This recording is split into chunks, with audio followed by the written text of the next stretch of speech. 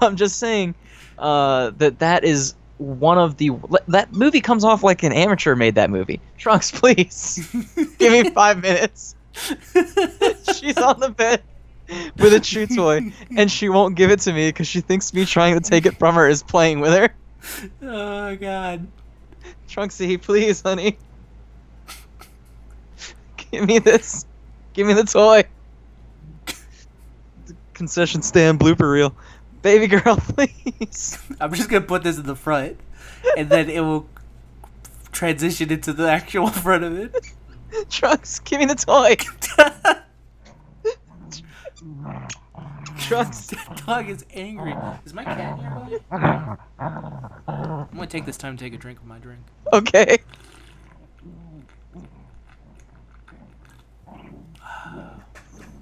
Trunks. Concession Stand is sponsored by Coca-Cola. Get an ice cold Coca-Cola at your concession stand. Baby, help me. She won't go. Okay, I got it away from her. Wow, I did not expect it to last that long. That was like a Hulk versus Thor type situation you were just in. Yeah, she plays hard. No, don't give it back to her. You just threw it back to her. Oh, the time is now, the time is here. Now's the time for a bite of cheer. A tasty light where the price is right. Well, look at here, you'll dig this sight. The moment's handy for a piece of candy. Just name your brand, they're all so grand. Hey, what do you think of a nice cool drink? Or a big box filled with a popcorn thrill? Let your taste buds meet with an ice cream treat. Refresh yourselves, it's time to eat. So come on, folks, let's join the band as we all head for the refreshment stand. Hey everybody, what's going on? Zenrotto here with Wokey. We're doing another episode of the Concession Stand. We're completely off schedule. We're completely off schedule. I just really wanted to do one on Spider-Man: Homecoming because I saw that movie and I've been fanboying really hard about it ever since I saw it. So yeah. You could see it as the movies that we were planning to do were having a delay. So our theater, where the concession stand is located, is not currently showing those movies due to an accident. If we want to build the film lore. burned up. Yeah, exactly. So now we're ordering more X-Men. It turns out there was something cursed. There's an Aztec curse put up to the Hugh Jackman trilogy. So now we're back ordering it. And we will get back to that in about 2 weeks from now, which I think is a fair enough time to watch those 3 movies. Yeah, if anyone is struggling to find those movies or struggling to strike up the nerve to watch X-Men Origins Wolverine, you've got time. Yeah. Yep. Plenty of time. So, Spider-Man: Homecoming, though. Yeah, we'll put up a little warning in the description, and this is your warning right now, that we're going to talk about the plot a little bit. I'm going to try to stay vague, just to avoid spoilers, but we are going to talk about it, so yeah. There's your warning. Skip to the timestamp that is in the description of the video if you don't want to have that shit happen to you. Yep. Okay, so, the Battle for New York, which is in all the Marvel stuff now, it's even in like the Netflix TV shows, is obviously the Avengers fighting against Loki's army, and Michael Keaton is I don't actually know what he is. He's like a construction guy. I don't know. Yeah, he seems to be one of those, one of them blue collar types, like. Yeah, he's a blue collar worker just looking out for his family and his people, and his employees, yeah. And they're cleaning up the alien mess that was left behind when the Avengers attacked, because it's all over New York City. And then Tony Stark gets a business deal with the United States government to get rid of all of that alien shit so nobody can get it, which then pushes Michael Keaton out of business and starts his downward fall into the villain of the movie. And then we cut to 8 years later, because that's pretty much the only scene that really matters to Michael Keaton's character. Mm-hmm. It's Peter Parker being drafted by the Avengers to go fight Captain America in Civil War, which you've already seen, but it's sort of from Peter's perspective. Yes. Yeah, and it's just his sort of little internal videos. And then it cuts to Peter's kind of his home life, his school life, how he's cutting out a lot of his stuff, like his band and the decathlon and stuff, so that he can focus on being Spider-Man, because he wants to be an Avenger and he wants to impress Tony Stark.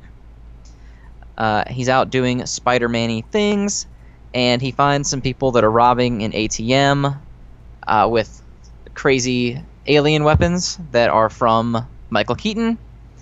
He beats them, his favorite sandwich shop gets blown up, and he realizes how dangerous the weapons are. Saves a cat.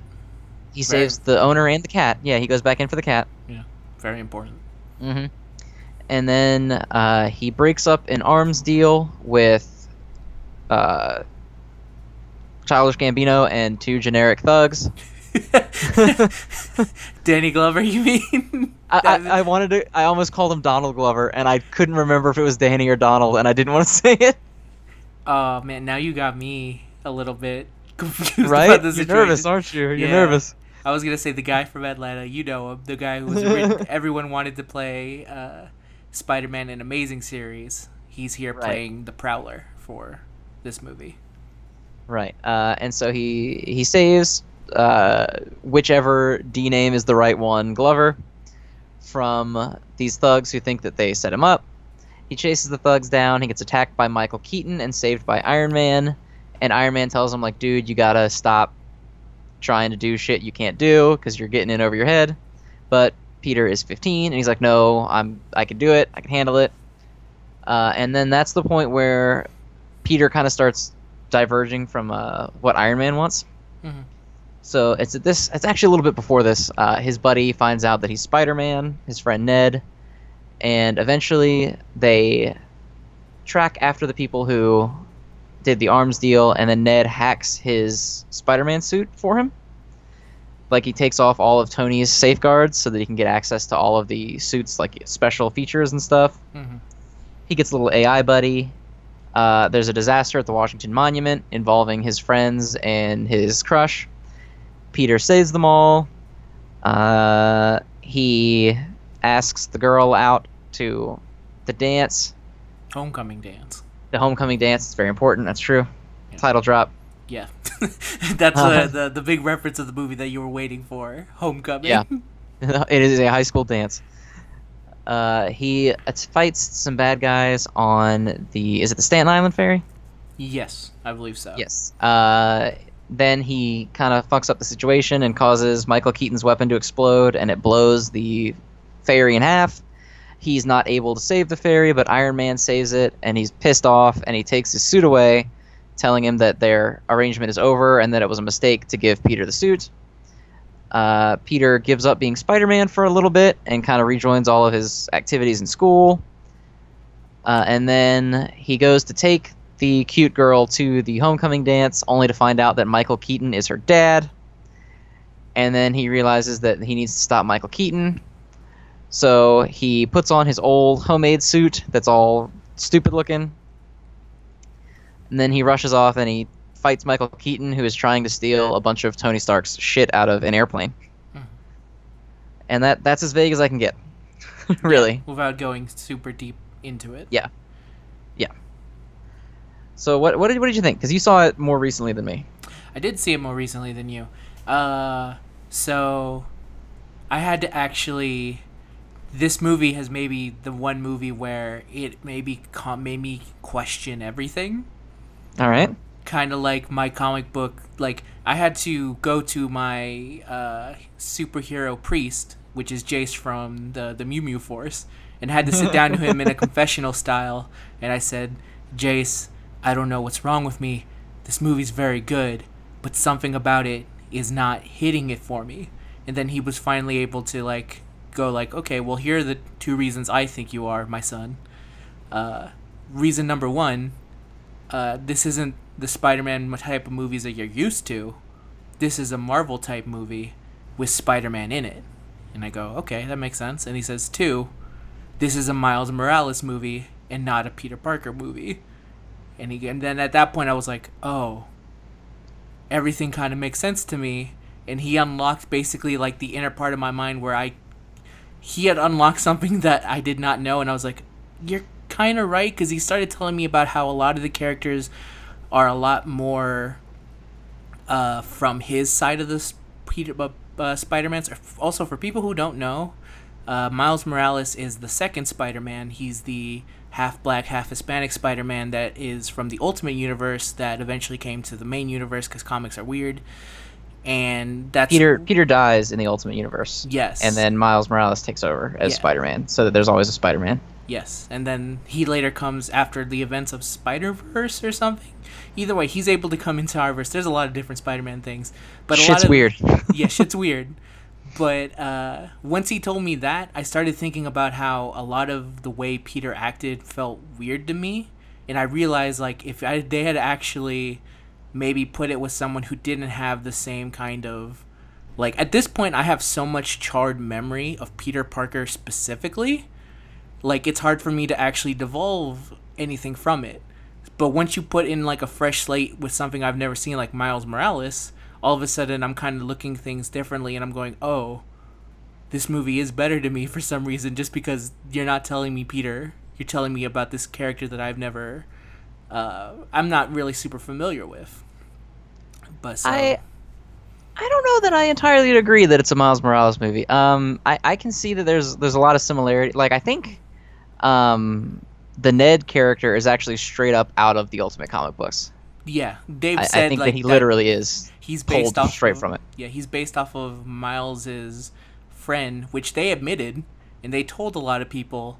And then I'm told that immediately caused the backlash of going, why the fuck are you giving Peter Miles this other character's friend? Yeah, I can see that. People get mad about that. Yeah, But that's understandable. you know what this movie reminded me a lot of, and I don't know if you've ever seen this. Have you ever seen the 2-season animated series, The Spectacular Spider-Man? What year? It's the one that immediately predates the Drake Bell Ultimate Spider-Man. What channel? Oh God, I watched it on the internet. It's a Disney Channel thing, I think. Okay, no. It's post Disney takeover of Marvel. Then I'll say no, I have not. Because again, Okay. Here's another thing about a lot of the Spider-Man stuff, and I think this is something that's very specific to me, and I think I've come to terms with I'm from a small pocket universe, because everyone else, as far as I can tell, think that this is their definitive Spider-Man movie now. So it's really just me off on the side going like, like very, very weak, like kind of going, it's all personal preference to me. Well, see, that series is also about a high school Peter Parker, not an older one. Mm-hmm. Like, I know the Raimi trilogy was technically about a high school Peter Parker, but it's really very not. hard for me to buy that 37-year-old Tobey Maguire is 15 in those movies. Yeah, that's You know what I mean? That's kind of why those movies quickly go like, oh, he's out of college now. Like Like they put him in high school and they were like, shit, this is not working because he's 45. Yeah. And then like the next movie they don't even bring it up. I think they vaguely talk about maybe getting an apartment together out of college or something, but they don't brush on him being a student anymore. At that point, he's just a very like unkept kind of adult. Yeah, pretty much. Yeah. Like it never really hit me that he was a young guy going through young guy shit, you know? Yes, and in terms of actual like high school Spider-Man, I think this is the best high school Spider-Man. Oh, for sure. Because the Amazing series was... We'll get into that. That shit was ridiculous. How Peter Parker was like an autistic, edgy skater, nerd, stalker photographer. Yeah, he had Brilliant a lot scientist. of... Yeah. There was Yeah. a lot of weird... They were trying too many things with that Yeah, series. it didn't need to happen. Yeah. But this movie reminds me a lot of that TV show, and it's a kind of a cult favorite TV show because it was only around for 2 seasons. Because actually, I think what happened was it was on the air, and then Disney bought Marvel and axed it for Drake Bell's Ultimate Spider-Man. Was it in 3D, by the way? No, but I know what show you're talking about, and holy shit, that show is really weird. Yeah. See, there's so many fucking Spider-Man shows. There's so many Spider-Mans, I know. This one is like, let me actually look it up, because I feel like a lot more people are aware of it than I thought. Because I watched the show, and I was like, wow, I can't believe I stumbled on the show. And then everyone's like, no, you jackass. Like, everyone likes that show. So It's the 3D one. That's the one that people stumble on and go, what the hell is this? yeah, I bumped into that shit on YouTube, and I was like, what the fuck? And I still don't know what it is. It's the most ridiculous shit I've ever seen. Mm-hmm. This show came out in 2008. And it only lasted to 2009. It was aired for a year and a half. I can't really tell you. You'll have to look it up after this because it's a good show. I'll look into it. I'm into good Spider-Man. Yeah, but it's about, Peter dealing with high school stuff, being a young kid, trying to balance being Spider-Man with his real life responsibilities, but not in a oh shit, my wife divorced me because I'm Spider-Man kind of way, like the Raimi movies started getting into. Yeah, by third. Yeah. Yeah, when it started getting really weird. Where they start to lose their way. Yeah, so I don't know that it was necessarily a Miles Morales movie. I feel like it was kind of a mix between the two. I think that's fair. Maybe because I don't... Go ahead. I was going to say, maybe it's me kind of going like, I would have preferred them to go heavy onto one. Like, I understand them not wanting to go full Peter Parker, because at this point, we've seen 2 whole movies do the pure Peter Parker experience. So them trying to do something different is something that, in my mind at least, or them trying to, like, combine the two in an interesting way that we have not seen, like, that's a good idea. That's what they should do. Because at this point, like, people are, like, it feels like the main thing people were like is, like, I don't want to see that exact Spider-Man story again. Like, 3 times is too many. Yeah, I mean, it has a lot of the, the Peter Parker hallmarks. The Aunt May can never know because she'll worry too much because Uncle Ben is dead. Obviously, they do not kill Uncle Ben in this movie because he was already dead in Civil War, which is good. Yeah. So, did they ever bring up what happened to Uncle Ben in Civil War, by the way? They do not. He's already gone when Tony visits the house, and then Peter kind of gives the... Because you know how every Spider-Man trilogy has to have its own version of with great power comes great responsibility, but they can't actually say that? Except for the Sam Raimi one. Yeah, the Sam Raimi one's the one that made the phrase popular, I guess. I mean, it was in the comic books, obviously, but... Yeah, obviously, but still. And then, like, what was it? He said something like, if things go wrong and you have the power to stop it and you don't, that's on you, or something like that. Yeah, basically. They all involve power in some way. Whatever this version of it is, basically it was him recruiting a kid who totally agreed with Captain America's stance on it, but still recruited him to Iron Man's side anyway. Yeah. So yeah, the Uncle Ben thing is weird to me, but let's finish this current point and then we'll circle back to Uncle Ben later. Well, yeah. What you were going with. Yeah, I don't necessarily feel like it's a Miles Morales movie, as in, like, they plucked Miles out and just dropped Peter in his place. I feel like... Because this Peter is very much Peter Parker. I don't look at him and be like, that doesn't seem like Peter Parker to me. You know what I mean? Like, he fits the bill perfectly. But I think they take a lot of universe cues from Miles's universe and like the way that they I mean, I guess Peter is technically Peter in that too. Yeah. But I don't necessarily feel like it's a Miles Morales movie as much as I feel like it's taking both Ultimate Peter Parker and Miles Morales and kind of squishing them into a single character. Yeah. But the funny thing is that, man, so I already kind of said it. So if people are super not wanting to get into more details, maybe avoid the next, like, skip 5 seconds.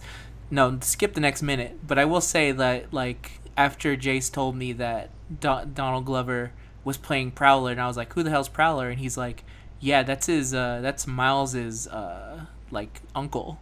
Because he mentions, like, I have a nephew on the block, and that's Miles. That's who he's talking about. Right. So he's in that universe just like as an actor. I'm going to guess he's much younger than even Peter is right now. So he's around, but not actually ready to be bitten by a radioactive spider and go turn into something else. Yeah, I guess not. I'm not entirely certain on when. Because I think in the comic books he actually gets the powers before Peter dies. But Peter dying is what makes him decide to be Spider-Man. And I do think he's a little bit younger than Peter, but not exceptionally younger. Because I think Miles is kind of like uncomfortably young. Isn't he like 12? Yeah, something like that. Like, I remember they went full real young. And because like, it was... too young, yeah. Because it's Ultimates, they could do that. And they could beat up on a kid because the Ultimate They could be edgy. Yeah. Yeah, the Ultimates universe before it got turned into... It's the By the way, if anyone's ever into the Ultimate universe in bad comics, they should read Ultimatum. One of the greatest... bad Is comics that the ever one made. where Magneto floods New York City? Yes, that's also the one where the Blob eats Wasp, and then and then Hank Pym, to get revenge, eats Blob. Dude, the Ultimate Comics are insane. Yes, they are. To be fair, they're very influential to current Marvel, but when it went off the rails, it went off the rails. Yeah, also I think everyone dies in those comics. I think Oh. everyone dies. Yeah, they have the rule of Yeah. like, if you die, you can't come back. Yeah, no comic resurrection. Yeah. But yeah, I guess I don't necessarily disagree that there's a lot of Miles Morales in this movie, but I don't know that I agree as far as to say that it's his, that they kind of pasted Peter over top of him. Yeah. I don't know if I would agree with that. I think that's fair. I think maybe it's another thing of like, maybe what I really wanted was a Miles Morales movie, because I think Peter has been done a lot, and I like Peter a lot, but I also want to see. It's weird. It's really weird, because I don't want to start thinking about Marvel's plan. Because I'm trying now. I've done the unfortunate thing of like, why didn't Marvel do it? Why would, like, having Black Hispanic Spider-Man would be awesome?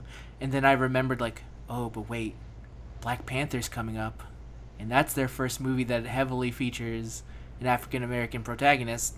So they want to make that their key flagship of saying like, oh, this is the one where, you know, this is for you guys. Here you go. I think that Marvel movies don't really want to open that can of worms with how profitable they are. Like, I'm not saying making a movie with a Black Spider-Man character is a can of worms, but you know how it is. Yeah. If they were to do that and they were to launch their Spider-Man recreation, bringing, you know, Spider-Man to the MCU for the first time, and it was not Peter Parker, then everyone would be like, well, what the hell?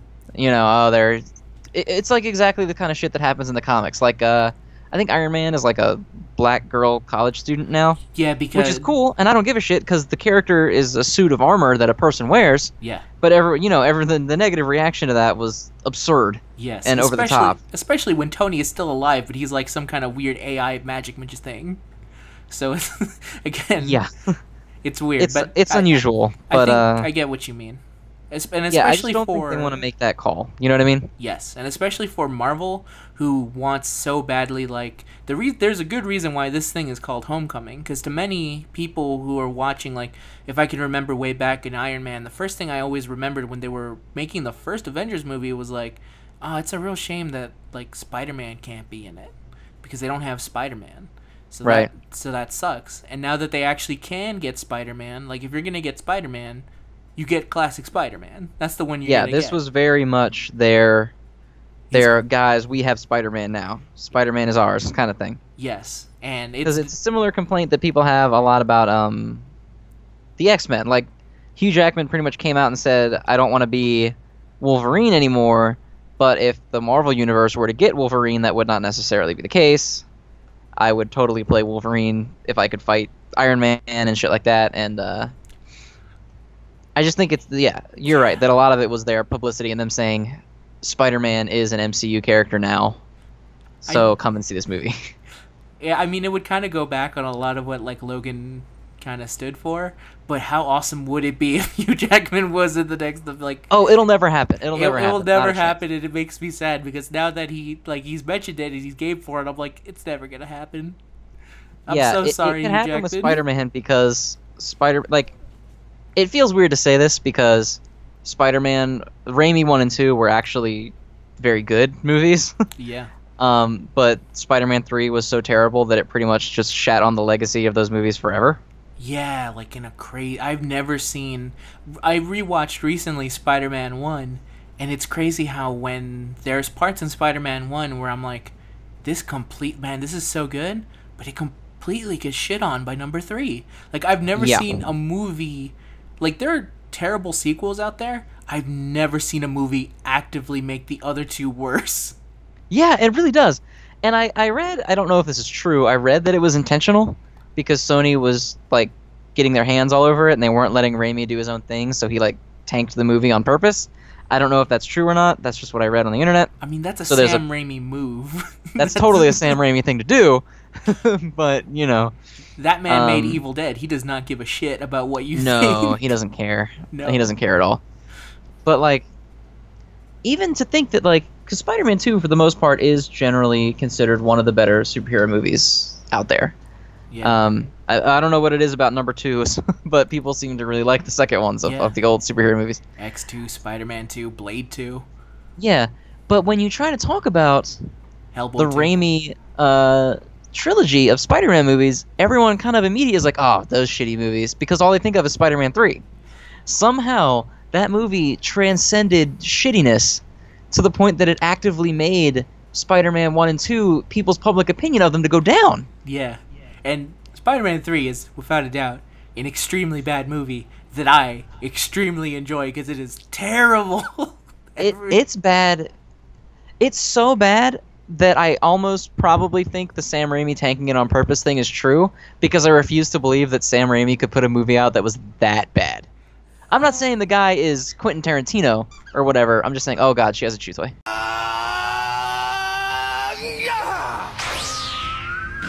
Okay, where did I leave off? That's a good question, I think. I think we were talking about Spider-Man 3, like, Yes. being so bad that it actively made the other ones worse. Yes. Yeah, it's weird to me that, like... Because Spider-Man 2, when you bring up Spider-Man 2 on its own, and you say, oh, did you like Spider-Man 2? People will be like, oh yeah, Spider-Man 2 was great. But when you say, did you like the Tobey Maguire Spider-Man movies, you don't get as enthusiastic of a response. Yeah. And I've never really seen that, because, I mean, every trilogy has a movie that's not very good, you know? But I've never seen the movie that's not very good somehow just box out the two good movies. I think, like, it might be because, and this is my theory, that was the day when we all collectively lost our childhood. Because if you see it as the fact that a lot of Spider-Man, like, because I was thinking about that recently, ever since Spider-Man 1, we've been all kind of, like, waiting and hoping for Venom. Because Venom, to a lot of kids at that time, was like, oh, Venom, that's the ultimate Spider-Man villain that, you know, not counting Carnage and all that other shit. But Venom is, like, in their idea, like, the ultimate foil to Spider-Man. And right. So when the movie that we're like, oh, Venom is in it, it's going to be awesome. And then you see it and you're like, oh, no, this is bad. They made Venom bad. This is what I wanted. They gave it to me and it's bad. How could they do this? Yeah, I could see that. I don't know. It's just weird. It's weird because that movie really sucked, and it was like 7 different movies all put together, and none of them would have been that good even if they weren't all mashed into a massive pile. So, yeah. I don't know. But, anyway, we kind of spiraled off topic there and then had our little interruption. So, let's get back onto the original topic of how do you feel that Homecoming stacks up against the Raimi movies? So this is another case of my bias. So, because here's another thing, because I needed to see Spider-Man 1 because there had to be some reason why. Because I remember when I was a kid watching a lot of Spider-Man 1 and then going like, I like this movie. But then as I grew older, I kind of went like, yeah, it was a good movie. But then all of a sudden when I saw Homecoming, for some reason I got super defensive over the first Spider-Man movie. And I was like, this doesn't make any sense. What is in this movie? Because the way my brain works, I'm able to remember a lot of stuff, like very easily about a movie. Like that's also kind of my job. So I was like, okay, I need to see Spider-Man 1, and I need to see why the fuck this thing is like having such a... For some reason, it has such a crazy place in my heart that I refuse to see anything else besides Spider-Man 1. And let me tell you I found 2 reasons. One, Bonesaw. It had the Macho Man Randy Savage up in it. All right. And maybe the most offensively bad portrayal of wrestling. If you ever see that movie and you know wrestling, nothing makes sense. Peter knocks out Bonesaw, and then the guy's like, yeah, you pinned him. And I'm like, Sam Raimi, do you not know what a pin is? So there's that. But that's a very small part. And then the other part is when Peter loses Uncle Ben. So it has this is probably like when I was rewatching it, I had to actually stop, but I had to stop at a couple points because I suddenly realized, oh shit, something like this happened to me. where it wasn't as intense, but I did lose someone near the end of my high school, and that was the reason why I am unable to say, like, the other Spider-Man. Like, I can look at that Homecoming and say that is a good movie. It is extremely well done, but then I can't let go of Spider-Man 1 because it actually relates to me in a way that's on on a level that Homecoming doesn't. So I was like, oh shit. It is not a quality thing. This thing has gone too close to me. I have to abort. I can't be objective. Okay, I can see that. Yeah. And then I had to continue watching Spider-Man 1, and let me tell you, it was a fucking rough time. And I was like, I cannot believe Spider-Man 1 is getting to me so way. But that's kind of how it goes when you have too much personal stake into something. Yeah, I can see that. Yeah.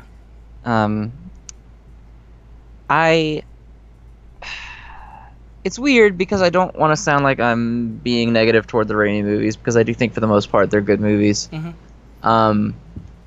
I asked this on Twitter the other day too, and I think a lot of people shared a similar opinion to me, is that Spider-Man, the only one that I think really is in the discussion with Homecoming is the second Spider-Man. Mm-hmm. And I think that Spider-Man 2 is generally a better movie by what you would look at and like check the boxes of what makes a good movie. I would say Spider-Man 2 for the most part checks more of those boxes. Mm-hmm.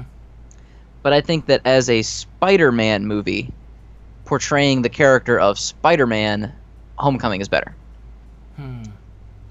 I think that what they did with the character sorry, my dog is trying to climb up on a stool that she can't get up, and she won't jump up because my girlfriend's legs are on it. So she's like awkwardly standing on her back feet trying to pick her one back leg up over top of it. Who knew Trunks was so just like constant? But yeah, because Spider-Man 2 is a really good movie. Mm-hmm. Like it's fun. It's got a good villain. It's not super deep, but it's emotional enough that you're like, shit, that sucks, you know? Mm-hmm. Like, it doesn't have unrelatable characters. But I never really felt like Tobey Maguire really hit Spider-Man. I think he was a fine Peter Parker. He was a bit of a sad sack, which I guess Peter is, but he didn't really have any attitude to him either. He played a very like early Spider-Man. He played the the ones you would see in like the original comics. Yeah, where like he was the old 70s comics. Yes, he played that Peter extremely well. Yeah, but I never saw him in the suit and was like, wow, that is Spider-Man. You know what I mean? Mm-hmm. He never really, and I know that Spider-Man's more than just like silly jokes, but he never really got like the attitude. He never really felt like he was. Because to me, Spider-Man is when the mask is on, he's a different person. Because the mask lets him be confident and lets him break out of that awkward shell. And to me, Tobey Maguire was just Tobey Maguire. Yeah, he was just continually doing like his very silly jokes, which he has a lot of extremely silly jokes. Like when he was Peter Parker, or when he was Spider-Man, it was the same thing. Mm-hmm. He was the same guy with or without. And I felt like this movie kind of nailed both aspects. Like, I didn't think he was a bad Peter by any means. Mm-hmm. And I obviously think he was a really good Spider-Man. So I feel like in terms of making like a movie about Spider-Man, this checks more boxes for me as to what a good Spider-Man movie is. But it doesn't necessarily hit all the notes that Spider-Man 2 hit to be a good sort of overall film. Mm. Yeah. I guess that doesn't make a whole lot of sense, but no, I think I'm kind of getting what you're going with. And the funny thing is, like, I feel the exact opposite, and not relating to Spider-Man 2. This is again relating to Spider-Man 1, and I think a lot of it comes down to where I think a lot of it is so. The overarching arc of the Homecoming, I feel like, is Spider-Man learning to at least be competent. In the sense of like, oh, he doesn't need the fancy suit because he's the guy who's powering it, not the suit making him better. Where there's an arc in Spider-Man 1 where it feels like when you consider like after Uncle Ben died and then he goes to hunt down his attacker and then he quickly realizes like, oh shit, I fucked up. This is all my fault. And then he just straight up fucking murders that guy. And then it's I don't think he murdered that guy, did he? no, he did. He threw him out a window. No, he didn't. The guy was backing out a window because he was scared, and Peter said, "Hey, the ledge," and the guy fell. He still He didn't kill the guy. He didn't save the guy, but he didn't kill the guy. He did a Batman maneuver. But still, it did look at it when it happened, though. Like, it did feel like, this is another case of, like, he could have easily saved that guy if he wanted to. But he didn't want to. Yeah, he gave kind of a half-ass, like, yeah, look out. Yeah. Don't keep walking backward kind of thing. Yes. And then that entire scene kind of gets, like, basically done again at the end when he's fighting against Green Goblin. And then he reveals to him, like, that's another case of, like, he enters that same mode where he's like, oh my god, this is who you are. I know you. Like, you're the one who hurt Aunt May. You're the one who did this. And then he's trying to beg for forgiveness, and then he's basically just, like, not giving it to him at all. And then he says, Godspeed, Spider-Man. And then he basically just lets Green Goblin kill himself.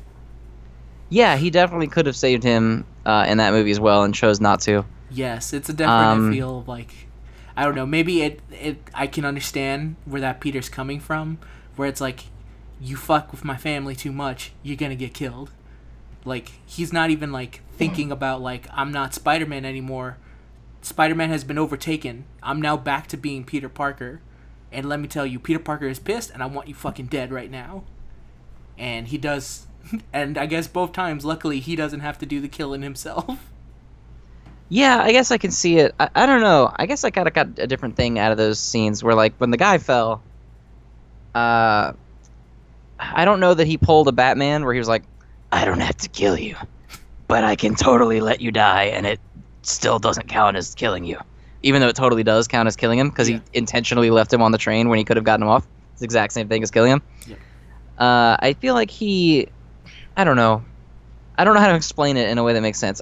He didn't try as hard as he could have to save the guy, but I don't actually agree that if the guy didn't fall, he would have pushed him. I don't think he would have. I don't know. The look in his eyes definitely gave me a feel of, like, and maybe that's another case of just, like, I'm too close. I have to back off. I'm putting too much. You're projecting. Exactly. Yeah. And I realize that a lot of my preference of the other ones is a lot of that. So that's why I'm coming at it from, like, that's why this is why Spider-Man has given me such, like, a crisis of faith. I'm just constantly going, like, man, what am I? What is a man? Okay, I can see that. What is a Spider-Man? So you're in saying that you feel that the Raimi movies are generally better, or that you feel like Homecoming is an incredibly good movie, but you personally prefer the Raimi movies? Which one are you on? I think I just straight up prefer the Raimi movies. You just think the Raimi movies are better? But I also think that it's not fair, because I can totally see Homecoming 2 addressing any problems that I had with it and being better than all three Raimi movies combined.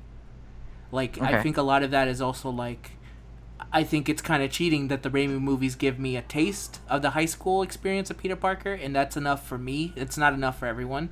And then it shows me a little bit more into his adult life, and it shows me a little bit more, like, every movie it feels like it shows me, like, a more adult sense of Spider-Man, which for some reason I'm one of the 10 people on the entire planet that are like, I like adult Spider-Man more than high school Spider-Man. So I'm, again, a minority of everyone, but I can see Homecoming growing into a Spider-Man that I can see being better than the others, because I do kind of like that world that he's in. I feel like a lot of his side characters have more of a personality. I think their version of New York is way sillier. You know, you have that random guy who says, do a flip, Spider-Man, and then he does a flip, and it's like, I kind of like this Spider-Man because it's a much more lighthearted take than any of the other two, and that makes it different from, like, Raimi, because I feel like Spider-Man in the Raimi films, he's full on, like, he's helping people, but he does it from the shadows. Amazing Spider-Man, I don't actually remember if he helped anyone in New York, because he was too busy, like, crying about his parents or something. And then in Homecoming, it does actually feel like he kind of cares about all the people in New York, and the people of New York care for him as well. Yeah, I can see that. Yeah, I guess I generally prefer Homecoming. Um, Also, the but effects in I don't have a Homecoming personal. are way better than Oh the well, yeah. Raimi. That's not fair to Well, them, but the yeah, effects in Homecoming are freaking amazing yeah, they're compared. really well done. Just the Spider-Man movements in general. Like that's another thing about the Raimi movies actually that kind of bothered me. Um, is that Spider-Man just kind of moved like a guy Yes, in those movies when he really, not that he wasn't like acrobatic, but hmm like the most he did was like twist his body a little bit. it was very Whereas in this clear. movie, he's flipping, he's doing, he feels more. It's weird because I keep saying he feels more like Spider-Man, but that's not a quantifiable thing. That means nothing. It And doesn't mean anything. yeah, but I Um, also understand what you're saying in that like, I think it just helps that we kind of learned how to do effects better. Because Spider-Man in that one, it's very clear when it's Tobey Maguire and when it's not Tobey Maguire. When it's like 3D Tobey Maguire. yeah, when it's obviously fake Tobey Maguire Yes, exactly. Where I feel or like paper mache model of Tobey Maguire that Kirsten Dunst is clinging onto, even though it's very clearly not him. yes, Yeah. or and I actually think that's all Willem Dafoe because I'm not sure if Willem Dafoe is a man. He's just kind of an entity that you can show on screen. That's fair. Yeah, I guess I don't have a personal stake in the Raimi movies really, hmm nor did they really stand out to me that much beyond being like I really like Spider-Man and this is a movie with him in it, so that's cool for me. Um, I think they're good movies. I guess I feel like Homecoming just felt more like what I was hoping to see out of a Spider-Man movie than the Raimi movies did. Yeah, and I can see that. It's two different sides of the same coin, and the same in this one coin, we all agree our sides are better than Amazing Spider-Man. Yeah, I was about to say let's shift into Amazing Spider-Man, which I think will be a lot less contentious. Oh yeah, definitely. I think we both than this agree one was. that. Yeah. The Amazing movies are really shitty. They're not very good. I don't even know where to start. I will say the one positive thing, and this is another this is another one from my main priest man Jace, that he said that even though if you look past Andrew Garfield's face, because a lot of people called him like the handsome Spider-Man, he said that the Spider-Man in that movie is really good at playing a nobody because he feels like a nobody. And I said like, I can see that. If you could look away from the fact that he's a very pretty man, and you go like, okay, if he had the Tobey Maguire face, this guy would actually be a nobody. And I want to just apologize right now to poor Mr. Tobey Maguire because I constantly feel like I have to call him the ugly Spider-Man. Well, he is though. He's like the dumpy, chubby Spider-Man. He is, but I like that in my Peter Parker. It's much more relatable to me. That's fair enough. I Yeah, I mean, I don't really feel like Andrew Garfield was necessarily the problem with those movies. No, he's not. I think him and Emma Stone were great together. Yeah. I just kind of wish that anything else was good. Yeah, being a Spider-Man villain is a tough fucking job. Because let me tell you, you're following up the very first one, which was Willem Dafoe as the Green Goblin, who kind of like, I don't know, for me personally steals the movie because he's so kind of amazing that you Oh, kind I think he's great. Yeah, I really like Willem Dafoe. Willem Dafoe is so amazing in how he plays the Green Goblin when he ties up Spider-Man and when he goes to have a chat with him, he gives the most like, well, let's talk Spider-Man. And he gives him like the after-school special leading talk. Yeah, he totally does. He totally does, and he's the only man I can think of that can act with a Green Goblin mask and make it extremely believable. Yeah, and not like stupid because Willem Dafoe kind of always already looks like a crazy guy. Yes. But not only do you have him, you have Doc Ock, which at this was it done excellently. I don't remember the actor's name, but I think he's great as Dr. Octopus. And then even though a lot of people hate on Spider-Man 3 for Venom, I kind of do like the guy playing Thomas Churchill who's playing Sandman. I think he's a very good Sandman. The problem is everything else around him. Like if there was a good movie surrounding Sandman, I feel he would be in the same contention as the other two, but there's not. So all you kind of have to go off of is his excellent acting in that movie. And then the less said about Venom, the better. Yeah. And then in Homecoming, you got Michael Keaton playing Vulture, who I like him as Vulture. Like he's. I think Michael Keaton was exceeding expectations in that movie. Yes, I can easily compare him to Willem Dafoe, and a lot of that is also because here's another cool thing about Homecoming, in which is the weirdest nostalgia strike. There's a lot of references to the first Spider-Man movie, in a way that's kind of like, oh shit, like, are you kind of referencing back that movie that you didn't really work on? This is weirdly nostalgic for me, but all right, Homecoming, I like where you're coming from this. And then you have Amazing Spider-Man, who has a guy playing a lizard man who I don't remember. And then you have... some British guy who becomes a lizard man. You have... and then he decides that he's going to turn all of New York into lizard men. Yes. That's the plot of the first Spider-Man movie. It is. And then you have Paul Giamatti as the Rhino, who is in 8 minutes of that movie. Well, he's actually in the second movie. Yeah, he is. But then you also and the villain of the second movie is everyone, I think. Yeah, it's Jamie Foxx as Electro, who's playing... And then also Osborn. That Harry Osborn, who is played by just some guy that I don't know. Who constantly looks like he kind of needs to use the bathroom. Yeah, that guy, everything he's in, his face bothers me. And I think it's because he kind of looks like a poorly drawn anime character. He does. He has very pointy eyes, not like racist pointy eyes, but his eyes legitimately look like they were drawn and end in a point. Yeah. And it's very strange. He also kind of does act like an anime villain. He does, yeah. He's very generic in kind of every way. Yes. And so, yeah. Not only do you already not, like, because the Green Goblin was just like, I'm the Green Goblin, and I'm fucking cool, and I'm gonna fuck shit up. Here's a pumpkin bomb. I'm gonna turn you into skeletons. Yeah. Yeah, but then you want a little Barbosa there in your... I would love Barbosa as the Green Goblin. Are you kidding me? But like the plot of the... See, I think the Amazing Spider-Man movies... Mm-hmm. It feels weird to say this because the Raimi movies kind of did this too, but they took themselves way too seriously. Like... Yeah, so... Way too much. Like, yes. Like, it takes itself to a degree above, like, what you expect. This is where the Dark Knight starts to kind of infect every non-Marvel movie, where they feel like, okay, so what do people like about the Dark Knight? It's dark. Ergo facto, we make ourselves dark, just like them, and just like them, we'll have too many villains. And people will like us, just like the Dark Knight. Now, here you go, person who's not Christopher Nolan, who can in no way come up to him as a director, direct this movie. Yeah, so the first movie... So, just listen to the premise of this movie. I'm not going to do the whole plot synopsis like we usually do. I'm going to give you just a premise of the villain's plan. Just the tip. And, yeah, and just to think about how serious you think this movie should take itself. So, child bitten by radioactive spider, who once again is supposed to be like 17 and totally looks 29...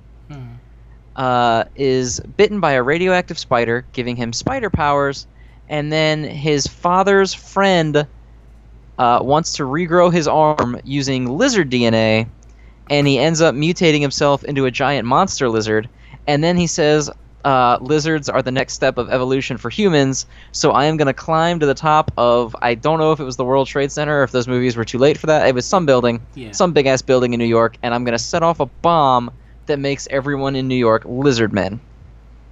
Oh no, also Dennis Leary is here. Yeah, also Dennis Leary is your girlfriend's ghost dad. Well, that's it starting it too. That's true. He's just a regular dad in the first one. Which is my favorite part about Amazing Spider-Man 2 is the ghost dad that Peter Parker keeps seeing every time he looks at Gwen Stacy. Yeah, he wants to be with Emma Stone, but then he keeps seeing her ghost dad because the dad says, look, you're going to be Spider-Man forever, so please don't bone my daughter because she's going to die in your spider antics. And Peter's like, I promise I won't. And then like 10 minutes later, he's like, but I might. You know what? I'm looking at Emma Stone now, and I'm going to take the risk. Yeah, I totally was able to promise that in the heat of the moment, but now I realize that your daughter is Emma Stone, so now I'm there's in there. Another heat of the moment kind of building, and let me tell you, it's much stronger than your dead body. But yeah, so like, how serious really? Cause they're sitting there and they're like, oh, lizards are the next evolution for humans, Peter, and it's like, this is the dumbest shit I've ever heard in my entire life, because they're not being like fantastically Spider-Man-y with it. they're being like, this guy legitimately wants to make all humans lizards, and it's a really big deal, and you should be very worried about it. And here's the funny thing. That's that character's motivation in most of the Spider-Man stuff, too. It's not like they created that for the lizard. That's just, in general, what he's kind of all about. Yeah, the lizard's already just kind of a stupid villain to begin with. Yes, unless you And take it was a really stupid choice for a movie villain because no one gives a shit about the lizard at all in any way. I kind of like the lizard, but I like the lizard in the same way that if they treated him like more of a Dr. Jekyll and Mr. Hyde type of situation. Like, sure. I don't hate the lizard as like a character, but how in the hell are you like, you know what we need to do to headline our movie? We need a really recognizable Spider-Man villain. We need the lizard. So yeah, it's a weird choice because like I like doing it like Homecoming style. The Vulture makes sense because Vulture is like I think his first supervillain. Yeah, Vulture is usually his first like takedown. Yes, and then in Raimi it makes sense because Green Goblin, that's the dude. Like yeah, Green Goblin is his Joker, basically. It's either him or Venom. You one of the two. Him or Venom. I feel like it's more closely Green Goblin because Green Goblin is, I don't know, I think he's kind of cooler than Venom, personally. He's got that glider, and he's got... Yeah, like... Green Goblin always kind of struck me a little bit more, because Venom was always pretty much... I mean, Venom's cool, but he's basically, you didn't like me, so now I'm going to kill you, kind of thing. Yeah, and he's basically his bully made angrier. Pretty much. Green Goblin... See, I like when heroes and villains aren't necessarily immediately connected. Mm-hmm. Like, I do like... Obviously, I like Venom. I'm a Spider-Man fan. Venom's cool as shit. But, like, I like it when there's a villain there that kind of creates this intimacy with a hero. Like, because Batman and the Joker is not evil Batman. I'm sorry, I have to do this again. Trunks has her head stuck in a pillowcase. Okay, you out, honey? Your dog is doing everything they can. She's trying so hard to derail this. Okay, I'm back. Like, Joker is not... Batman didn't fall into a vat of chemicals and get white hair and green skin stuck to his body that then he ripped off and became the Joker. Like, yeah. The Joker and the Batman clashed. They're like a clash of ideals that became intimate out of the fighting with one another. And that's the same thing with the Green Goblin and Spider-Man, is that they're very interwoven characters, but not really for any, like, deeper reason than you're the good guy and I'm the bad guy, and neither one of us will back down from our ideals or what we want. Mm-hmm. That's more interesting to me than like a Venom-esque, I'm you, but I'm your negative emotions shit. Exactly. I'm the guy from high school who beat you up, teamed up with the girlfriend you just dumped. What's up? Right, yeah. Because that's what the symbiote is that it's a... Yeah, comics are weird. It's an asshole, yeah. You know what the funny thing is that what I realized, what kind of the relationship between Green Goblin and Spider-Man is actually a lot alike? It's a lot like Kid Goku and Piccolo. Because if you see it, that Spider-Man at one point ends up killing Green Goblin, and then who takes up the mantle of Green Goblin after him? His son. So I can see it. It's obviously it's not the same because Spider-Man's not headbutting Green Goblin for the chest. For the chest. Or something and like Harry that. Osborn was not born out of a vomited egg. As he screamed to him, like, hey, go get my revenge, and then they two later meet up to fight in the World Tournament. You know what? I'm gonna save that. I'm gonna pitch that to Marvel later on. Don't let that one out of the out of the pocket there. Out of the ether. But yeah, a lot of these comic book movies I feel has to kind of like come down to villains, and it's unfortunate that Marvel always feels the need to kind of like never. It's funny that Homecoming is actually one of the few cases where I can look up and say like, no, that's a very good villain. Because usually what Marvel likes to do is to make the villain secondary. Like in Guardians of the Galaxy, you could not give less of a shit about who the villain of that movie is, because really he... Oh god, I don't even remember his name. Is that Ronan? Yeah, it's Ronan. Ronan the Accuser? Yeah, it's Ronan the Accuser. Like, kind of who cares? Yeah, Marvel had for a long time, they had this thing where it was like, hey, look, we did Loki, and then here's all this other shit. Yeah, and then I feel like with Homecoming, they were able to get like a... Okay, yeah, I can see this villain. This is a very good villain you created. And a lot of like villain creation is what helps me. Like, you need that villain. And in Amazing Spider-Man, the villains are very like weak. Oh, they're unbelievably weak. Obviously, like we said, Lizard wants to regrow his arm, and then it makes him go crazy because the lizard half of his brain starts getting taken over or takes over the human half of his brain because that's a thing that fucking happens. Hmm. And then in the second one, just this nerd that gets picked on a lot gets electric powers, and he's like weirdly obsessed with Spider-Man. So yeah, I feel like there was a direction they could have gone, because I feel like Electro, all he really wanted was a friend. Yeah, definitely, because Spider-Man was polite to him for like 10 seconds, and then he starts making like paper mache cutouts of Spider-Man and eating cake with them. Yes, like that's one. It's very sad, but it's also kind of funny, and I feel like that's a very different thing you could take with a villain. And then unfortunately, eventually, it turns out like, oh, this villain is now in full evil mode. Like anything. Yeah, and then like people are like, "Hey, stop the fucking electrocuting everything," and he's like, "Don't get mad at me. I'm not trying to electrocute everything." And it's like, "Yeah, but you're still blowing up the city." Yeah, you need to calm down, bro. Yeah, and that's actually something I feel like I'm gonna bring up that cartoon again from earlier. Electro is a villain in that too, and it's kind of a similar situation where obviously it's an accident that gives him his powers, and he's not really trying to go out and be evil at first. Hmm. But in the cartoon version of it, he's equally obsessed with beating Spider-Man, but it's because Spider-Man antagonizes him, and like because he's just trying, like he's all freaked out about his accident, and he just wants to fit in with people again. So like he tries to order a coffee and he can't drink it, and like it shocks his hand when he tries to drink it. So he's like having a breakdown, and Spider-Man sees him in a hoodie, like with his hood pulled up, and he thinks he's a criminal, and he attacks him for no reason. That's a And he dick starts. thing to do. It is a completely dick thing to do. It's actually a big part of how he's a shitty guy in that episode that comes up.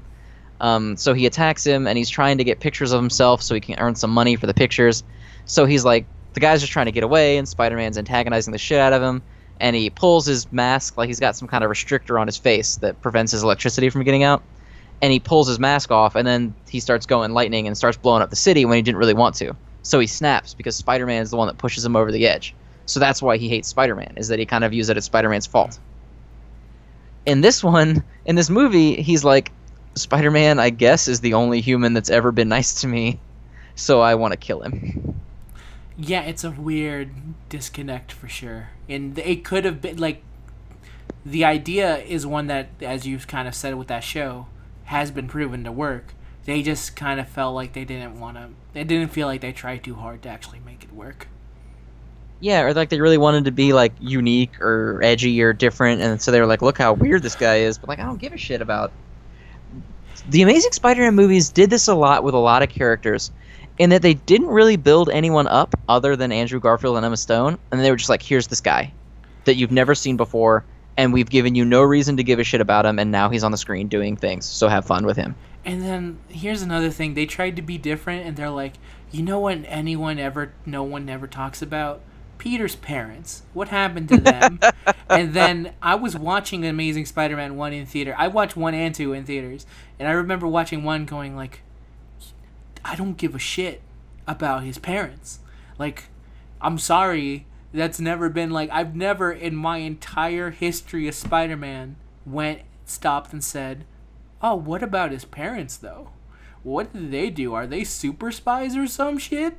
Yeah, the opening of The Amazing Spider-Man 2, for those of you who haven't seen it, is Peter Parker's mother and father fleeing from something on a plane, and then they kill him, and then they crash the plane because they were assassinated by an assassin because of their, like, research. Which, Jesus Christ, I don't care about any of that. Like, who cares? Like, this is not important. His parents were never important to Spider-Man at all. It's just really Aunt May and Uncle Ben. That's all he needs. At this point, literally, his parents are Uncle Ben and Aunt May. Those are his parents. Yeah. Like, yes, his parents are dead, but he's not sitting there like Batman, like, my parents are dead. Like, he doesn't even bring them up, really, that much. No, because to him, like, Aunt May and Uncle Ben are just his parents. And he's fine with it. He's not, like, mourning his parents. He never stops to think, like, oh, man, if only I had my parents. Because Aunt May and Uncle Ben are perfectly fine people to raise you. Yeah, and he was like a little kid, or, like, he was completely way too young to be like Yeah. unable to separate from. I don't know. In the comics, was he even old enough to remember his parents? In the comics, he doesn't even bring them up. I don't think they're ever really brought up. Yeah, they're dead, and he's adopted by his aunt and uncle. But that's really all that matters. That's all you need to know. It's just kind of accepted that like this is something that could happen to someone, and if you're in this situation, you could either like continually pine for said parents, or you could just accept the fact that these are the people that actually legit raised you. And it's sad that your original parents weren't there to raise you, but that doesn't change the fact that Aunt May and Uncle Ben are doing a fine job. Yeah, it was never like the Raimi Spider-Man trilogy kind of brought it up like for half a second, where he was like, "I know I'm not your father, so stop trying to be my father." Stop trying to be my father. Yeah, but like his parents were never a motivating factor for what made Spider-Man Spider-Man. Yeah. By the way, when he said that to Uncle Ben, there was a definite like, you bastard. That was a real shitty thing to say. Yeah. Look at that old man's eye. Look at the fucking love in his eyes, and look what you just did. That's a shitty teen thing to do. Yeah, I definitely was not on Peter's side for that one. That was a real shit thing to do. You deserve to get beat up by Bonesaw. Yeah, but okay, so we haven't even really talked too much about the Amazing movies. We keep jumping off topic on them because there's not anything to talk about. Yeah, here's the other reason why I just fucking hate Amazing Spider-Man so much. Number one specifically. Number two, I think, is an okay movie at times, but really in general, like I just can't. I just can't with them. Yeah, it's just that I can't bring myself to discuss them because I just don't care. They never did anything that made me interested. And like I like Spider-Man a lot. I really like Spider-Man, but like I can't with those movies. I'm one of those people who likes Spider-Man enough that I have like a leash that I will give them. Like, you can make it so shitty and I'll still like it because it's Spider-Man. You're in that territory with it. That's a deep love right there.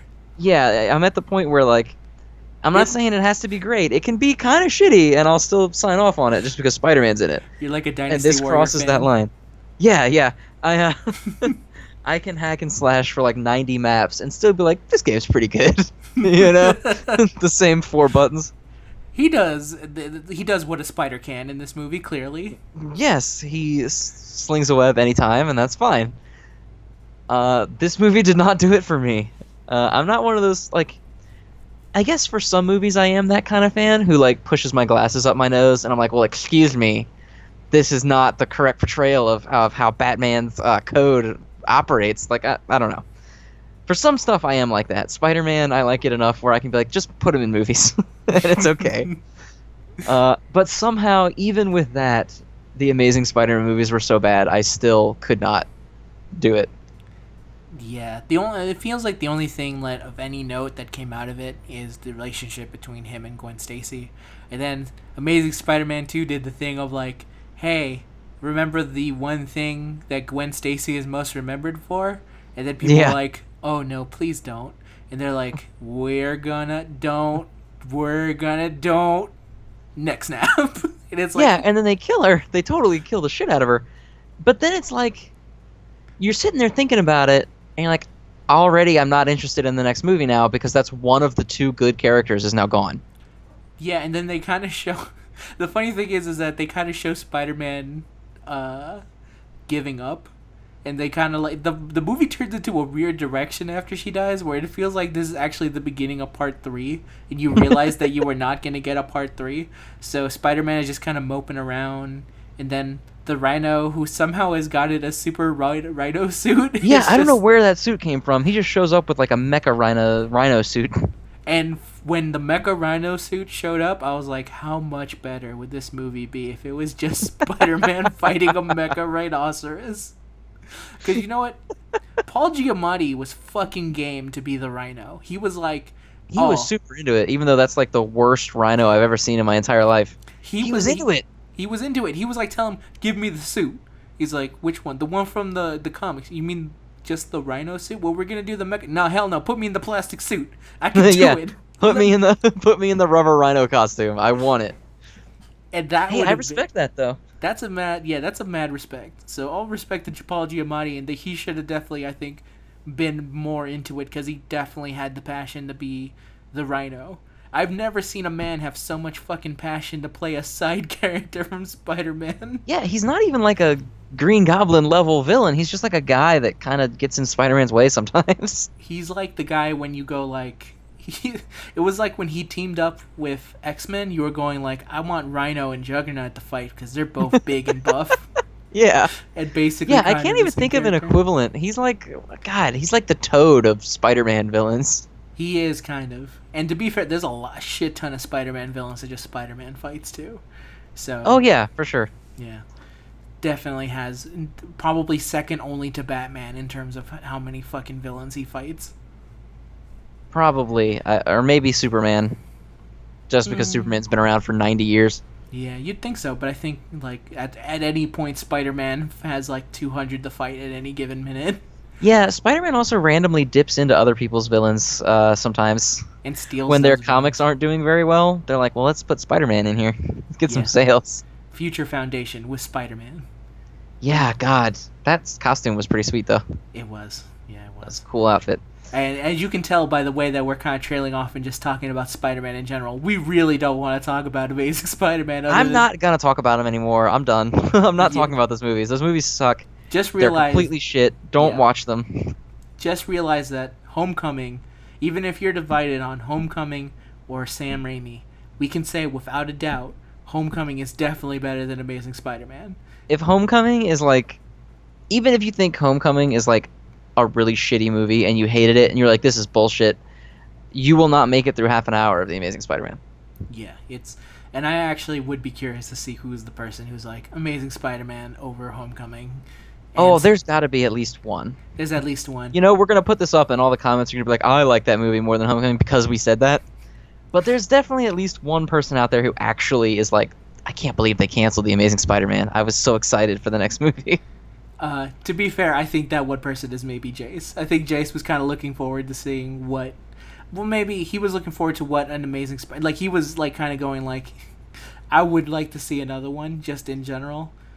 And he will apologize for Amazing Spider-Man #1. I was respecting this guy so much until you started talking about this. Yes, but here's the thing: I constantly tell him like he's wrong, and he's not here to defend himself. And when he tells you it, you kind of go, "Okay, I kind of understand you." But when I because it's me and I'm here and I'm super biased against Amazing Spider-Man #1, I'm gonna tell you right now, he's wrong on that. I will gladly fight him to the day on that. Yeah, those movies are ass. They're terrible. We're just talking about Spider-Man in general because I feel like part of me feels like we didn't sum up the topic well enough, but then the rest of me is like, I'm not going to do it, though. Like, I'm not talking about those movies. Yeah. I will say, here's another thing that I kind of like about Spider-Man, the original Spider-Man, and I'm kind of interested to see if Homecoming will deal with him, is that J. Jonah Jameson is in Spider-Man 1 and is fondly remembered because that's... oh, fuck. I cannot believe I'm forgetting his name right now. Whiplash. You know the actor? He's currently... You mean the actor who plays J. Jonah Jameson? Yes. Oh, God, I'm forgetting his name, too. He's the current Detective Gordon in the new Batman. Yeah, he's Commissioner Gordon. Shit, what is his name? J.K. Simmons. There you go, J.K. Simmons. J.K. Simmons plays basically a almost pitch perfect version of J. Jonah Jameson. Like J.K. Simmons as J. Jonah Jameson might be one of the best casting decisions I've ever seen in a movie, period, ever. Yeah, to the point where it's like, hey, just get J.K. Simmons. Just get when Amazing Spider-Man just get him to do it again, yeah. Just get him to do it again. Like, I don't think there's gonna be another. Like, I feel sorry for the guy who has to play JJ after I think that's probably why you don't see JJ anymore. Yeah, they haven't really used him anymore. It's because JK just did such an amazing job with him. Well, he's one of those characters and one of those roles that sort of has become synonymous with the actor. And I don't think anyone out there is like, oh, J. Jonah Jameson, J.K. Simmons, J. Jonah Jameson's my favorite comic book movie role of all time. Yeah. I'm sure someone is, but he's one of those roles that you can't really think about when you're trying to think of that character. Are you thinking of that character, or are you thinking of J.K. Simmons playing that character? Yeah, it's weird. And Like also, the cartoon that I keep talking about, J. Jonah Jameson is in that, and he literally is just lifted out of the movies. They saw J.K. Simmons do it, and they're like, just copy that. yeah, smart idea. I will Yeah. also say that the way they handle him is probably the only time they've made him kind of like he's funny, but he's not actually likable.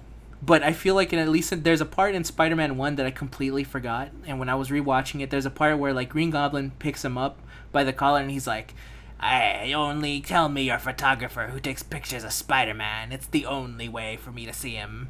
I don't know why I'm doing a pirate. Dude, you are 100% Barbosa is Green Goblin. Yeah, I am.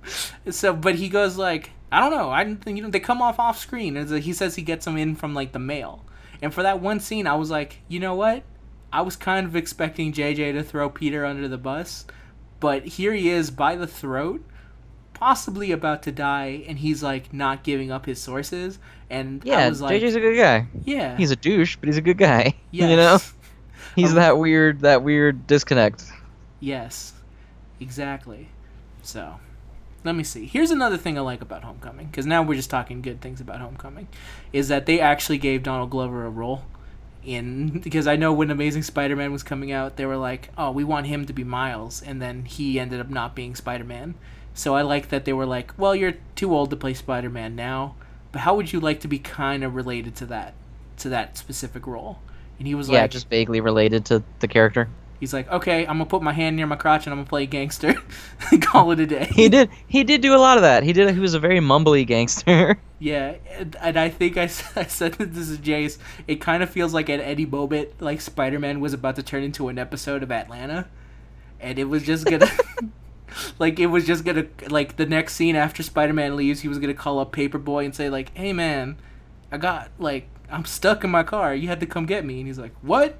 And then it's basically an entire episode of Atlanta, because in my mind, you could base an Atlanta episode on that exact premise, that he's been attacked by Spider-Man. It's fair enough. I there's not too many things Homecoming did that I didn't really enjoy. Mm-hmm. Nothing really came up on the screen, and I was like, oh Jesus, they did that. I liked pretty much all of it. I think Flash is the only thing where I'm like, you could cut him from the movie. I don't need him. But other than that, I like all of it. Yeah, I mean, I could see it. I think Flash is their take on a modern bully, because no one shoves nerds into lockers anymore. Funny enough, you know who also told me this? Jace. What did he say? The same thing? He said the exact same thing you did. That it's a modern bully? Yeah. He's like, huh. Yeah. And yeah, but, I mean, I guess I'd never really thought being bullied was that... Peter Parker's always a nerd. Mm-hmm. But, I've always been give or take on Flash Thompson. I never felt like getting picked on was necessarily a part of his character. He's not, what's his name from My Hero? Yeah, he's not Deku. He's not Deku, where being picked on is 50% of his character motivation at any given time. Where it feels like at any given moment when Deku goes to say hello, he gets kicked in the nuts. Yeah, that poor kid, man.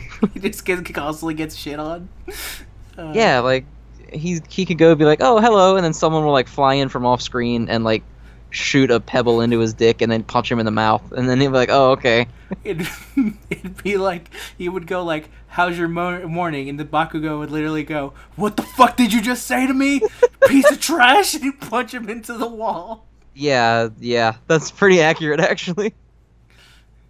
Yeah. He'd be like, hello, friend, and then the explosion guy would blow him up and be like, how dare you ever speak to me.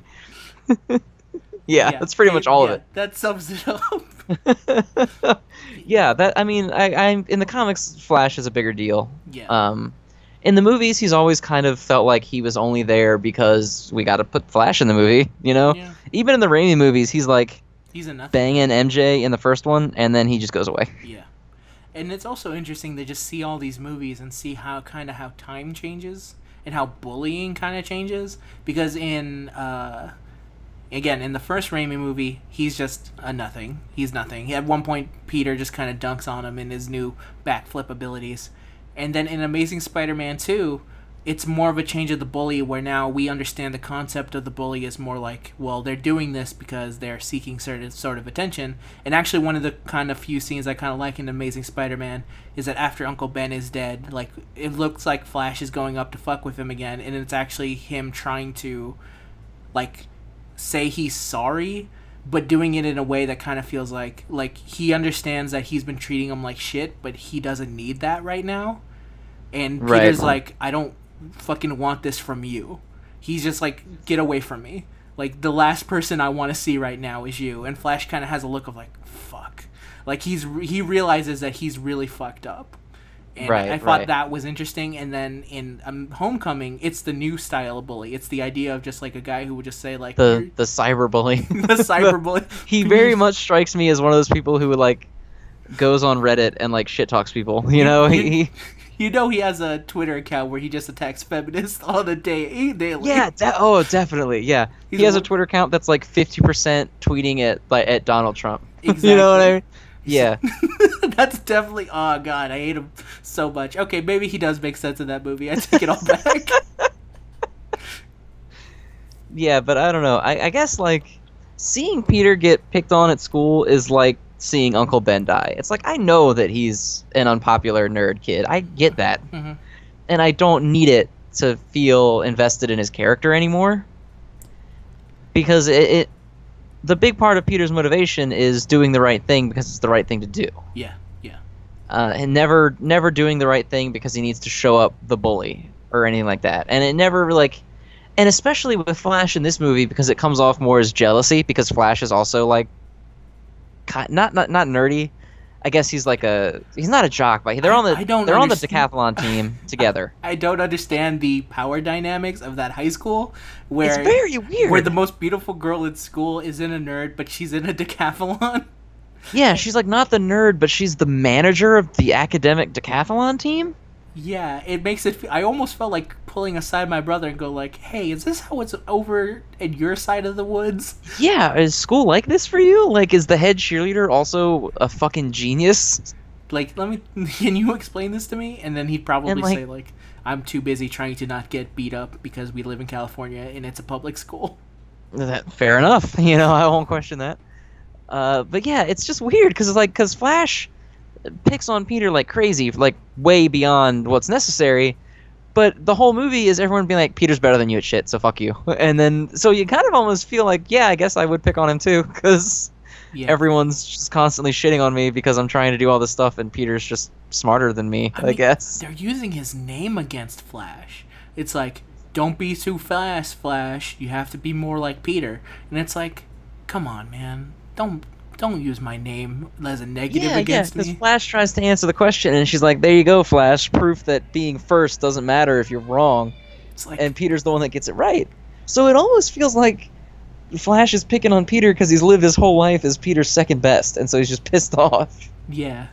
And then... okay, there are parts that are actually kind of interesting and likable. And, well, relatable, I say. But then there's also the part where he's a fucking DJ, and I'm like, I fucking hate this kid. Like, yeah, I hate him a lot. But see, I don't know that I knew anyone in high school that was exactly like that. But see, Flash kind of strikes me as like, in this movie, he's not really like the popular kid. He strikes me as like the kid who thinks he's the shit. But everyone else is like, Jesus fucking Christ, it's Flash. Yeah, I can definitely see that. And he's able like when he's taking his prom date or homecoming date to the dance, and he's like, yeah, this is my dad's pretty bitchin' car, and she's like, Jesus. Like, yeah, it feels like the money is the only thing that's kind of making people kind of gravitate towards him. Yeah, he comes off as the kid who like thinks he's really awesome, but everyone else is kind of like, yeah, okay, great for you. It's good, Flash. Like they're kind of humoring Flash. Yeah. Whereas in the Raimi movies, he felt like he was the generic, like, I'm the captain of the football team, nerd, don't fucking speak to me. Yeah. In this one, he feels like borderline as much of an outcast as Peter does. Yeah, and it's weird, because if I think about it real hard, I think maybe Homecoming is maybe closest to how my high school kind of was, and maybe it's because our football team sucks, so no one like really put any faith into the football people. So baseball was like the dudes who were like the cool ones around the block, but then those cool ones were also really interested in actually being kind of smart, and they weren't really dicks. They were just kind of like, you know, they're a little aggressive, but when you actually get to know them, they're cool dudes, and some of them are kind of idiots, but they're like likable idiots. So I'm perfectly fine with it. and they're not really gonna fuck with me in any way unless I like try and like disrespect them. And in which case, I'm like, I ain't gonna step to you. Don't worry. Put the Fair bat down, please, sir. All I have is this manga of Naruto. Would lose against a bat, certainly. Yeah, definitely. Unless I try to distract them with like, check out this sexy no jutsu, and they go like, wasn't that a dude a couple seconds ago? It's like, yeah, it's kind of cool. Don't question it. Don't question it. Just look. Just look. Yeah. That always kind of off topic, but that always weirded me out that he would get Jiraiya to teach him stuff by turning into a naked girl. Still a 12-year-old boy. It is, but maybe like Jiraiya is just cool with it because he's just like, I've lived a long life and I don't give a shit anymore. Yeah, I guess that's fair enough. I'm a motherfucking Sonny, and what is the Anbu gonna stop me? Because let me tell you, they can't stop like a fucking piece of paper from falling off. Yeah, the desk. the Anbu are the red shirts of that series. Yes, they are. And when you're kind of known as the legendary Sonny, and you know that there's no way in hell anyone can actually stop you. Until I like how the Amazing Spider-Man is so bad that we're talking about Naruto now. Yeah, it's true. So I think maybe we should close. We should probably just wrap it up. Let's wrap it up. Zen, give us your Jerry Springer style final thoughts. Okay, Spider-Man: Homecoming is, in my opinion, the best Spider-Man movie that there's ever been, but that does not necessarily make it the best movie with Spider-Man in it. Mm-hmm. I think that for Marvel Cinematic Universe movies, for me, it's probably top 5, maybe even top 3. But I don't know. I don't know that I think Spider-Man 2 is better than it, but I refuse to put my John Hancock on that it is better than Spider-Man 2 either. I won't sign off on either one. You need some time to digest. Sure. Yeah. I think that both of them do things really well, and definitively saying I think this one is better than this one is unfair to the other one. For my final... And The Amazing Spider-Man is shit. Yes, that's obvious. I'll say for my kind of final thoughts on it, I'm very happy to see that Spider-Man has returned to the good graces of everyone. I'm glad that we can now just kind of accept and love Spider-Man once again. And I think for that, I'll always be, even if I have specific misgivings about certain aspects of the movie, at the end of the day, it doesn't really matter, because that movie is good. It's a fun watch. You should definitely see it if you're at all interested in Marvel movies. If you're not interested in Marvel movies, then unfortunately, it was never going to be for you. But yeah, there's no fixing it. There's no fixing for you at this point. If you don't like Marvel movies, stop watching Marvel movies. Yeah. Stop going to every single one and then being like, ugh, I'm so sick of superheroes. When's Black Panther coming out? Just stop. Exactly. Yeah. Spider-Man does exactly what it needs to. It was able to somehow weirdly be nostalgic and pay tribute to the first movie, which was not something I was not That was something I was not expecting, and I appreciated a lot of it. Deep, huge respect. I'm interested to see where Tom Holland goes, and I'm just in general happy to be kind of going, yeah, Spider-Man. Also, I don't want to forget the fact that Amazing Spider-Man, Uncle Ben died over milk. Yeah, Uncle Ben died because the cashier would not give Spider-Man 1 penny for his milk. He died for milk. Yep. That's really all you can say about Amazing Spider-Man. Yep. Alright. He died over 1 penny and some chocolate milk. So, Zen, let me tell you about next week's coming attraction, because it's going to be My Hero Academia. Applause. I totally did not just think of this on the spot. But yeah, we'll be talking about that next week. You can totally come out and check it. It will be the first time we've ever done a TV series, so that will be interesting. And after that, the 2 weeks from now, it will be the return. We will return to X-Men, and we'll talk about the Wolverine trilogy. Yeah, hopefully. we went off schedule because we saw Spider-Man, and we wanted to get something out on it while it was still topical, while it was still in theaters and relatively new. Mm-hmm. And then we didn't want to get off of our sequencing for X-Men, so we're going to do one more off episode for Wokey, who selected, obviously, My Hero Academia, which should be fun. And then we'll get back to doing the Hugh Jackman X-Men trilogy, and then the Michael Fassbender because he's the only actor whose name I remember from the other X-Men movies trilogy. Yes, exactly. And I'll say it's very lucky that you actually started to enjoy My Hero Academia, because if it was not for that, I was going to power through the rest of GT and we were going to talk about GT. So thank God then, because I would not have made it all the way through GT. Thank I can tell you that. You would not, yeah, that would have been a real rough one. Do I need to be worried about your next choice after X-Men is over? No, because then I slowly started to realize myself that that's going to take a lot more courage. Because I'm still stuck on Super 17. So that will be our next coming attraction. And I want to thank, and I've actually prepared, here's my first draft of what I think will be my new send-off. It will be a send-off to me saying, okay, Zen, it's time to say goodbye. It's, remember to support your local concession stand. I like that. That's good. Yeah. That's a good one. All right. So yeah, we will see you guys next time. Yeah. Thumbs up.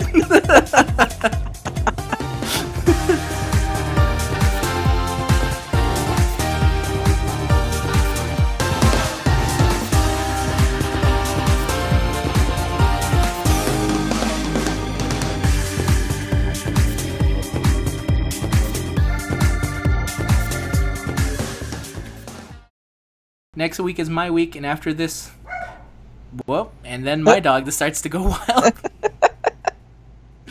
This is just a dog's gone wild type Trunks episode. went to sleep, so the rambunctious spirit transferred over to your dog.